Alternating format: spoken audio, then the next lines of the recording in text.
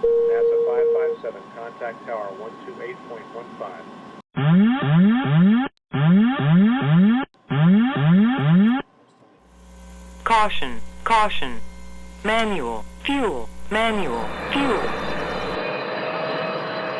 I'm John Goglia. I'm Greg Feith. And I'm Todd Curtis. And we are the Flight Safety Detectives.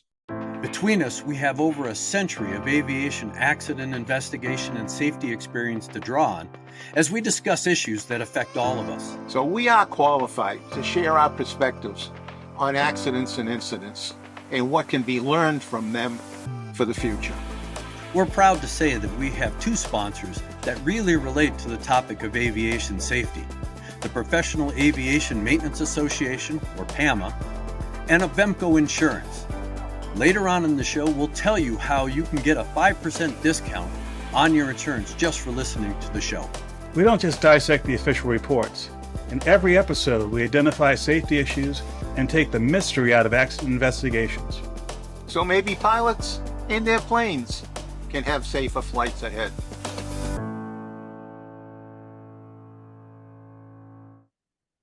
The Flight Safety Detectives is bringing on a new sponsor, Piston Powered, a power-by-the-hour program for owners of piston-powered aircraft that can stabilize the long-term cost of owning your airplane. Well, hello, gentlemen. It is another episode of Flight Safety Detectives. Always good to be with you. It is the start of a new year. We're into 2025, and we are starting our accident dissection of a celebrity accident in this case. Todd's done some good work in hunting it down, and it happens to be a famous race car driver, or now ex-race car driver, Dale Earnhardt Jr.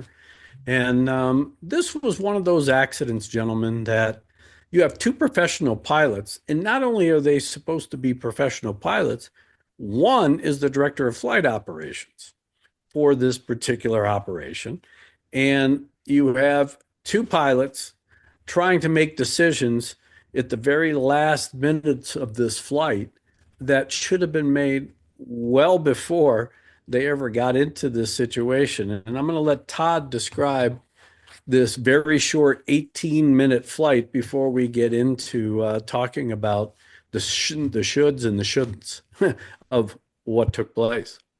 Well, very well. This was an accident that took place on August 15, 2019 in Elizabethtown, Tennessee.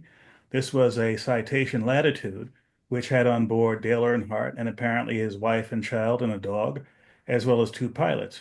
It had taken off from Statesville, North Carolina, and it was roughly a 70 nautical mile flight, which is about the distance from Newark Airport to Philadelphia Airport.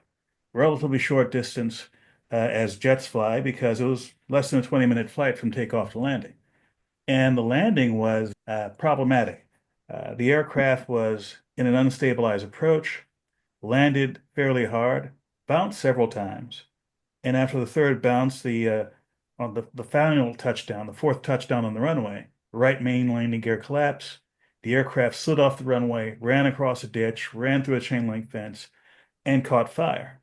Fortunately, through the efforts of both the flight crew members and Dale Earnhardt, they were able to get the main passenger entry door open, and they were all able to escape with only minor injuries to the passengers. But the story started a long time before this, because we had a very interesting combination of pilots on board this aircraft with an interesting dynamic between them. The pilot in command was the pilot of the aircraft, was flying this particular leg. The co-pilot happened to be the director of flight operations and the direct manager of the pilot in command. Yet there was, how should I say it, interesting decision-making going on throughout the latter part of this flight. And Greg, I'd like you to go into detail on that one, and without too many expletives, please. Okay, I'll just start with, this was an SS, period. And our audience can figure out what I'm saying. These are short flights, 18-minute flights. They took off, they climbed to 12,500 feet, and basically weren't there very long before they had to start down and get into this approach configuration. The dynamic started well before this flight ever left the ground. out of Statesville. And again, it takes a lot of pre-planning. It is a short flight. You're going to be up and down. The workload's going to be high. There has to be good crew coordination. But you brought up an interesting point because reading the report and going through the cockpit voice recorder transcript and the summary by the NTSB, not only was the airplane, not going very fast as far as airspeed is concerned, they got into high rates of descent, very close to the ground, and they also engaged in a conversation. The PIC is discussing with the director of flight operations, who was acting as the co-pilot, a variety of different things. The co-pilot, this is the director of flight operations, then asks the pilot in command when they're at about 500 feet above the ground, do you think we should go around? To which the pilot in command says, nope, and continues this unstabilized, ridiculously fast approach and then touchdown that results in not one, not two, not three, but four bounces in the landing. And of course, while this is all taking place, they're trying to do a variety of different things. One, they're trying to deploy the thrust reversers, the speed brakes, which should have been deployed first on touchdown, never came up because they didn't deploy them on the first touchdown.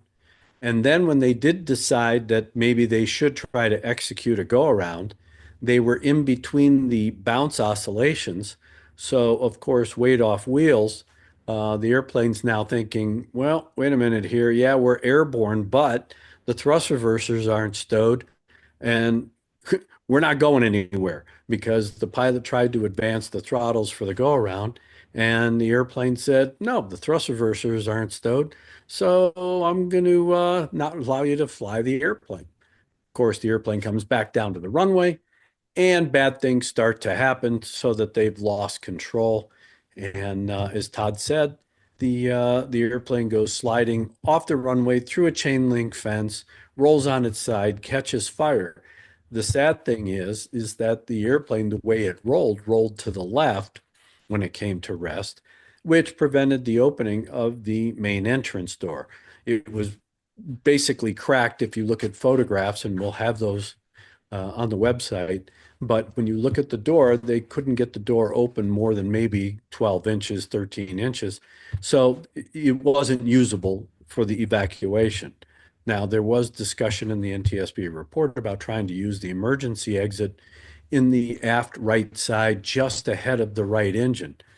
Why they couldn't get that one open since it was on the high side of the aircraft, it could have been because the fuselage was twisted. There was damage to it. Nobody really knows, and the report didn't go into a lot of detail. But the fact is that everybody was able to escape from this burning wreckage. The question, and of course the NTSB did get into some details, but the probable cause was very scant when it comes to a whole sequence of events. They gave me the aftermath. They gave us the result that the pilots, yeah, they had an unstabilized approach. They screwed up the landing. They tried to do a variety of things and bad things happened. But there's a lot of questions, John and Todd, that we just discussed off air that aren't answered in this report or any of the supporting documents. And it's disheartening when, again, you have not only a celebrity, but if this happened to somebody that was a non-celebrity, these investigations warrant in-depth discussion about where this airplane accident really started. It wasn't on the approach, and it was definitely not on the landing. It was before this airplane ever left the ground. What was the pre-planning like? Because, John, you preach it all the time at the end of our shows. Was there a sense of urgency? This is an 18-minute flight, so you're constantly, as pilots, doing something. Because you're on the climb, you're at a level, now you're already planning for the descent and the approach. They got into high rates of descent, they're unstabilized.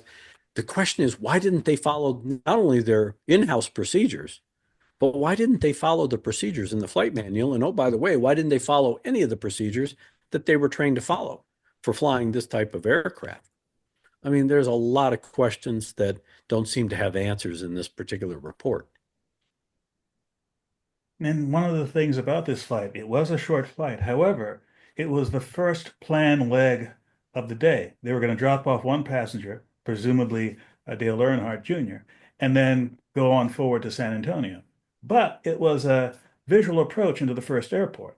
So, what sort of flight plan was filed? Were they planning on doing IFR from Elizabethtown, Tennessee, over to San Antonio? They apparently were, and I did not state whether they had um, any kind of flight following or IFR up into the approach, because again, they could have had that and then called for a visual approach and they wouldn't have any more radar service or anything like that. But again, there's not a lot of detail in that part of the report.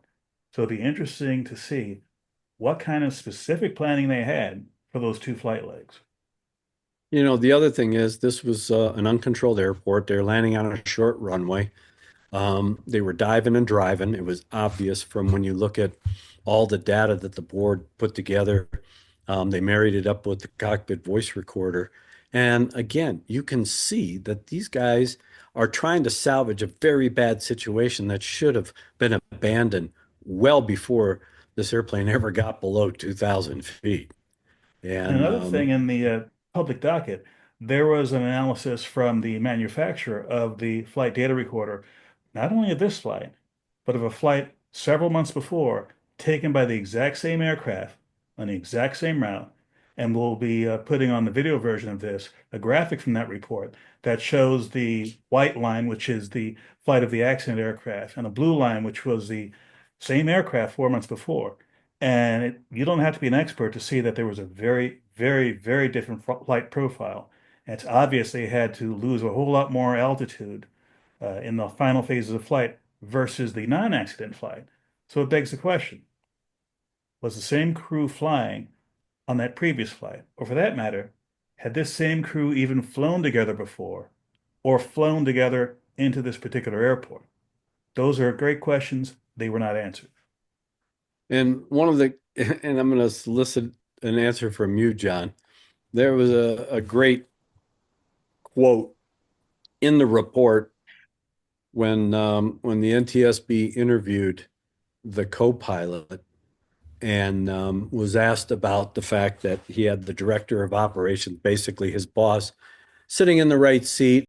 The question was, well, did his, presence or his questioning have any influence on your decision making? And the pilot in command said, nope, nothing. It's like, really? So again, why is the director of flight operations, where he sees that the whole approach and landing are going to hell in a handbasket, why isn't he directing the pilot in command? We're unstable, we're fast, we're high, we're sinking. This isn't good. Let's get out of here, go figure it out, and come back. Why wasn't that kind of discussion taking place? Why was it that, as things got worse, they're going to continue to try and salvage a bad situation? And that's why I always get back to this question of what was the sense of urgency to get the airplane on the ground? Why didn't you go and do what you needed to do, come back, slow down, configure, and follow the policies and procedures that not only are within your organization, but one, are good standard operating procedures, good operational discipline, and, oh, by the way, are commensurate with the training that you would have received in flying this airplane. Why would we revert back to our training? It's just, I know. it defies what we've all been taught. Well, we've always heard, train the way you fly the way you train. I can't imagine that this kind of approach and landing was ever trained. This kind of scenario may have been trained, and it would have been maybe evaluated as far as determining whether or not you're exercising good ADM, aeronautical decision making, to abandon the approach, call it all off, abort, whatever you want to call it, and come back when you're settled and you got it under control and you're configured. And like you said, Todd, when you compare it against that previous flight, it's apparent that the previous flight had all those qualities. So the question is, why didn't this flight have those same qualities? Now, before I forget, earlier you mentioned that the standard procedure was to deploy speed brakes after touching down. They did not. However, speed brakes were deployed during this flight in an area where they shouldn't have been. According to the airplane flight manual, speed brakes can be deployed in flight, but they should be stowed before you get to 500 feet AGL. And they were so desperate to try and get this airplane lower and slower, they were deploying the speed brakes below 500 feet AGL. So we already have something where they're completely off the rails with respect to following procedures. And it didn't stop then, because obviously they weren't able to stop the aircraft. But let's fast forward to the happy part of the story. Forget about how they got there. There they are. They've come to a stop. They're on fire. With the help of the passenger, presumably Dale Earnhardt, they're able to get the door open. So that begs the question. When it comes to fractional ownership type aircraft, executive aircraft, this one did not have a flight attendant. You had the two pilots, you had the passengers. How much training or briefing should a passenger have in these kinds of Part 91 executive aircraft operations? Well, you bring up a very good point. And given the fact that the flight crew is required, just like you and I are required, if we take Big John flying with us in a 172, we're supposed to provide a pre-flight briefing, how the seatbelt, shoulder harnesses work, how to escape from the aircraft, basically some of the obvious things. But in this case, again, the pilots are only required to provide that pre-flight briefing, and a lot of them um, will forego that because, oh, we fly him all the time. He's on the aircraft or she's on the aircraft all the time. They know the aircraft already. Plus, the regulations don't require a pre-flight briefing on multiple legs. So if you got on and you stop somewhere, but you remain on and you're going to another place, technically the crew doesn't have to give you another pre-flight briefing. Again, it's one of those things where it's always good information. We preach it all the time with passengers on commercial airliners that when you get on, you got to pay attention to the flight attendant. You should count seats. You should understand how to open up an emergency exit, how to get out of your seatbelt. And, in some airplanes have a seatbelt and shoulder harness in first class and things like that, because it does not work the same way it works in your car. The fact that, now you're relying on a passenger or multiple passengers to aid and assist in the evacuation of the aircraft, because there's no guarantee that one or both pilots are going to be able to get out of the cockpit, usually because the front end of the airplane is what takes the biggest hit first. It may be left up to the devices of the passengers. And in this case, you have a small child and you have an animal on board. So not only do you have to get through the fact that there's panic, stress, the airplane's on fire, so there's definitely a sense of urgency, there's smoke, there's a variety of things. You could have people go into a panic, haven't paid attention, don't know where those emergency exits, multiple, are, because there are multiple ways to get out of aircraft.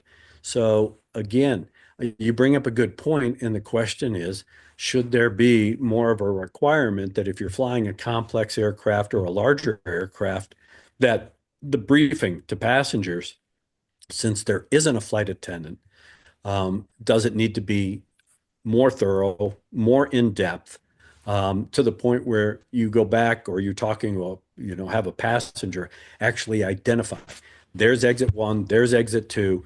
I know how to move that handle and get that thing open. Because again, high stress, high anxiety creates panic. It creates, brain freeze and everything else. And you could have a survivable accident that could turn into a fatality for that very reason. Now, one of the reasons this particular event is educational for the audience out there is that there's actually quite a bit more information than usually happens in an executive business jet type of situation. There was a voice recorder and the equivalent of a flight data recorder on board this aircraft. And there was an extensive analysis done by the manufacturer, which is included in the documentation we have for this. So no matter who you are, whether you're a pilot, whether you're a director of operations, whether you're a passenger, if you do this kind of flying, whether in an executive aircraft or short legs or flying into a small airport that's uncontrolled and you have to take off immediately for another airport, there's a lot to pick up here. So I encourage you to look at the report and look at the other information we give you. Yeah, and I think the other thing that really helped Dale Earnhardt Jr. is the fact that he's a race car driver, and fire is a real possibility whenever you have, a race car, because you could have a fuel leak that could cause a fire, or of course, resulting in an accident that could have a post-accident fire. And I think that helped, possibly bring him into focus to evacuate that aircraft. But he is an exception, not the rule. And if you put a family on that aircraft that all they use the aircraft for is transportation, and mom or dad or both, or attorneys or accountants or somebody that's not exposed to that kind of environment, you don't know what the outcome is going to be. And that's why, while private flying is, a great way to fly, it is convenient, it is accessible to those who can afford to do it. You still have to be an informed passenger, because you just don't know when a minor event could turn into a serious event, which could turn into possibly a fatal event if you aren't prepared. Yeah. And if I remember right, he was involved with a motor vehicle fire in his earlier years. So Yeah. that just gives a little more credibility to what you were just saying. Yeah. So these are the kinds of accidents where, we could dissect the pilot performance.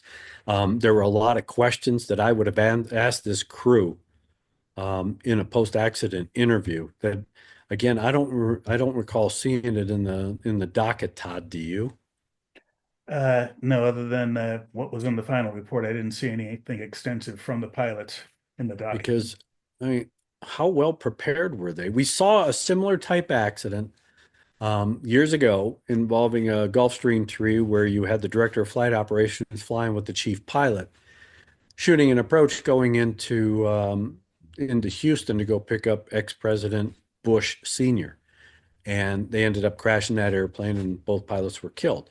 And a lot of the CRM went right out the window, failed to follow procedures. Now, here you got the two authorities in the flight department flying together, which we always talk about. You put two flight instructors or two captains in the same airplane, you got a problem, because it's like, well, who's really in charge? My four stripes or your four stripes, basically. And communication breakdown and things like that. But it was just telling that, again, you have the director of flight operations at 500 feet,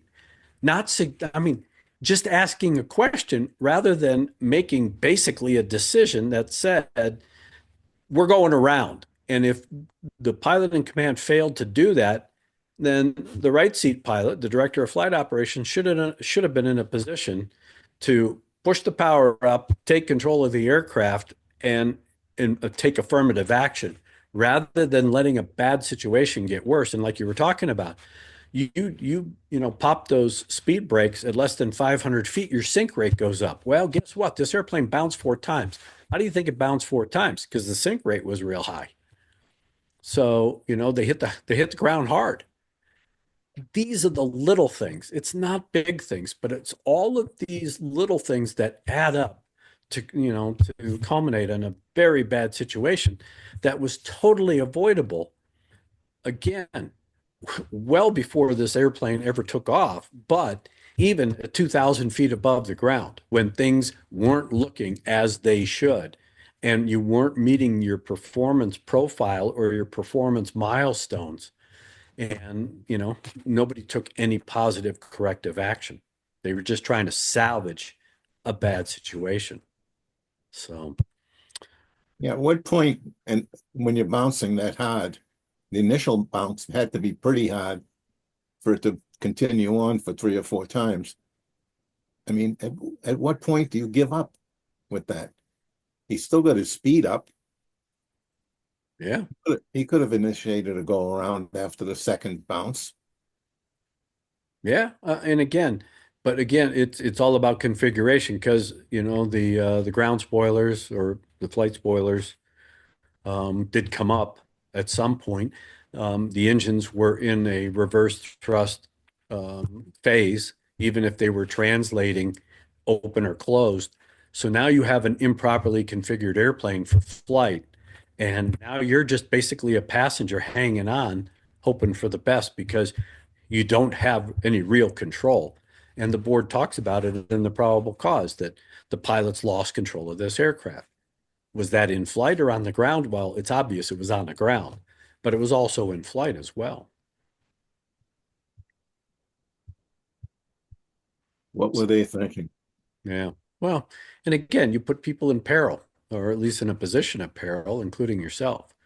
And they're professional pilots. They have a lot of experience. I mean, one of the pilots, I think the director of ops, had well over 1,100 hours in this airplane, in this make and model, and the PIC had 900 and change. So I mean, these guys were not new to this airplane. And maybe sometimes, as we know, we talk about distraction and complacency and a variety of things. We've all seen, John, and I've investigated how many accidents where you get a lot of time in an airplane, you know the airplane like the back of your hand, and you think that you can fly it out of bad situations. Why? Because been there, done that, and I know the airplane. And again, maybe that's something that really puts them in a compromising position because they think they know the airplane better than they do. So, and Todd, we've all been there as a pilot where, yeah, we should have done something different, but for the grace of God or whoever your creator is, got you through it. And then you get off that airplane going, I'll never do that again.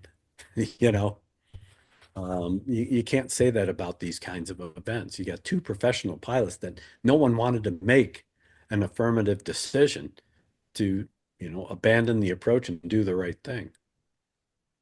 So this is segueing into my second to last word, which I've been struggling with because there's so much to pick from here. So I'll just pick two things.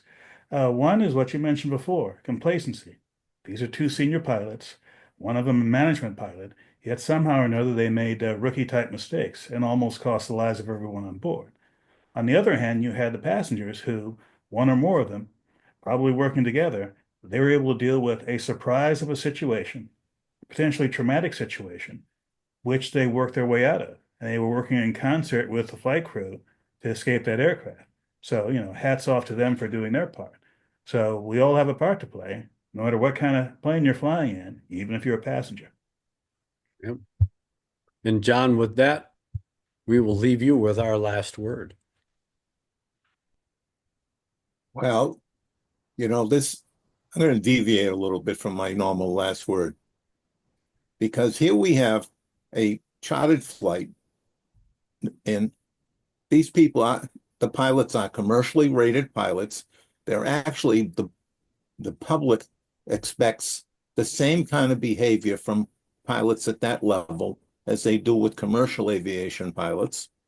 And admittedly, the pilots for a major airline don't have more support than these guys do, but they're the senior management and they're not following their own rules, which I'm sure at some point in time they've chastised pilots that worked for them for not following the procedures, but yet they chose not to. I mean, it's really, really flies in the face of all the safety that we have taught and operated under for years and years. And as you were talking through some of this, Greg, I was thinking about when you and I went flying with Bob Hoover. Yeah. And how professional he behaved on a private 91 flight. Yep. Through the procedures, just like it was a commercial aviation flight. And that's the difference between a real professional pilot and people who fly professionally, but sometimes don't even operate professionally. And that's when it comes down to operational discipline all the time, even when nobody's looking, or you're flying with somebody that you're very comfortable with. And again, those are the kinds of things that breed that complacency or the lack of response, or definitely a challenge in response. I mean, to make the statement at 500 feet when this aircraft is smoking to the ground in a high rate of descent, and you ask the pilot in command, hey, do you think we should go around? At 500 feet, that airplane at 1,500 feet a minute is going to hit the ground in pretty short order. That is not the time to be asking, hey, think we should go around? I Yeah, mean, that was a cue. I think maybe he was giving him a cue that he was well, just thinking too fast. yeah, I call it hinting and hoping. Okay, if you're going to do that, if you're going to do the hinting and hoping that, okay, I'm going to give the guy the hint and hope that he reacts, you don't do it at 500 feet. Right. No forgiveness. Yeah, you've just killed all your margin of safety right there. So it is difficult to understand, but again, that's why I've gone back to there are a lot of unanswered questions I would have asked, because there could have been something in the setup before this flight that literally caused this accident sequence to occur. So, well, gents, hopefully the audience, will read this report, go through the docket. There's always good information. We don't have time to really get into every nitnoid detail, but there's always some good tidbits of information. And again, it's all about taking things to heart. Whether you're a professional pilot or not, you have an obligation as the pilot in command and the expectation by the people that you're flying that you're going to make the appropriate or right decision at the right time, whether it's to salvage a bad situation, avoid a bad situation, never put yourself in that bad position, whatever the case may be. There's a lot of expectation, and you have to take that responsibility. As the FAA says in 91.3, you are the pilot in command. You are responsible for the operation of that aircraft, period. No one else, just you. And again, we have to maintain that high level of operational discipline. It's like getting in your car. Again, you have your significant other, you have kids, you have the dog, you have the cat, doesn't matter. There is an expectation that when you get on the highway or drive down the street, you're going to be plugged in, paying attention, not on your phone, not distracted, not complacent, not tired, and you're going to get from point A to point B safely. Why? Because not only does your life depend on it, but the people that are sitting in that vehicle with you have an expectation that you're going to protect them with your good decision making. So enough preacher pedestal there. So gents, I look forward to the next accident that we dissect. And as we talked about at the end of last year, new changes are coming to the show. You'll start to see them incorporated. So we look forward to having you follow us along. If you like the show, you don't like the show, send us an email. Again, we always appreciate input. That's how we change the show. That's how we make things better. And so we look forward to your input. And of course, if you have an accident that you think we should talk about, send it in. We'll talk about it. So with that, gents, always good to see you. So I will let you say goodbye, John. Good to say goodbye. I just ask everybody to please fly safely. Thank you for checking out our show. We really value our listeners and subscribers. Our podcast gets ranked by you and how much you like it. So please give us 5 stars in your podcast platform. We want to keep in contact with you. We are on Facebook, Twitter, Instagram, and of course, YouTube. You can email the show at flightsafetydetectives@gmail.com. By the way, if you're on YouTube, we're really working on growing the channel, and it helps if you all send in comments. Please do that, and we read all the comments. And be sure to subscribe. Remember, if you're in the market for aviation insurance, you can save 5% with Avemco just by mentioning our show. Visit them at www.avemco.com. flight.avemco.com. That's it for this episode of the Flight Safety Detective. Until the next episode, fly safe.